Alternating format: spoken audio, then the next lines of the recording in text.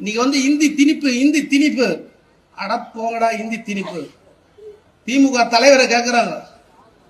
இந்தினா இப்ப திணிப்புனா இப்ப வருது. மோடியா திணிச்சாரு, அமித்ஷாவா, பிஜேபி இப்பவா? இப்ப இருக்குது இந்தி ஆல்ரெடி இருக்குது. திமுக தலைவரை கேட்கிறாங்க. தயாநிதி மாறன் கட்சி உறுப்பினர் கிடையாது.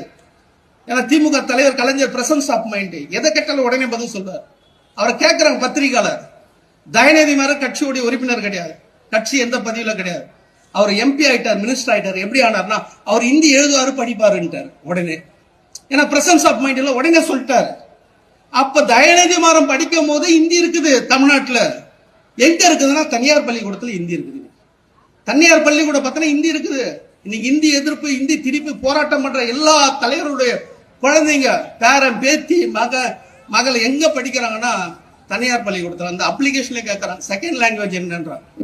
இந்தியா, சமஸ்கிருதமா, பிரெஞ்சுன்றா, எல்லாம் இந்தியன் டிக் பண்ணிட்டு வராங்க. அப்போ தமிழ் தேசியவாதி இன்னைக்கு தமிழ்நாட்டில் இந்தி இருக்குது. தனியார் மையத்தில் போய் போராட்டம் பண்ண சொல்லு. இந்தி திணிக்காத, இந்தி எதிர்க்க சொல்லு, பார்ப்போம். பண்ண முடியாது. ஏன்னா தனியார் மைய பள்ளிக்கூடவே எல்லாம் அவங்களுக்கு தான். இன்னைக்கு திமுக அரசு, அண்ணா திமுக அரசு தான் இன்னைக்கு பள்ளிக்கூடம், இந்த எஜுகேஷன் இன்ஸ்டியூட்டே அவங்க தான் வச்சுன்னு இருக்கிறாங்க.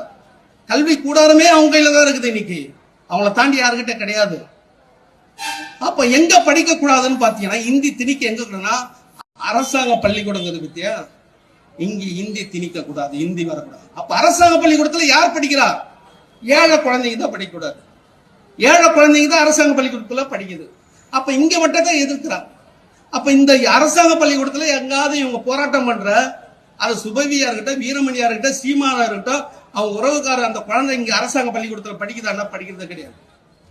எல்லாம் தனியார் பள்ளிக்கூடம். அப்ப அரசாங்க பள்ளிக்கூடத்துல ஏழை குழந்தைங்க ஒரு மொழியை கத்துக்கூடாது. அவ்வளவுதான் அவங்க நோக்கம். RSS நோக்கம் உண்மைதான். இந்தி மூலியமா சமஸ்கிருதம் வரும், சமஸ்கிருதம் மூலியமா அவனுடைய தத்துவம் கொள்கை வருது, உண்மைதான். அதுக்கு வேண்டிய ஆட்சி உங்ககிட்ட இருக்குது, அதிகாரம் இருக்குது. அதுக்கு வேண்டிய இந்த தரமான ஒரு கல்வி கொடு. நீ தரமான இன்னைக்கு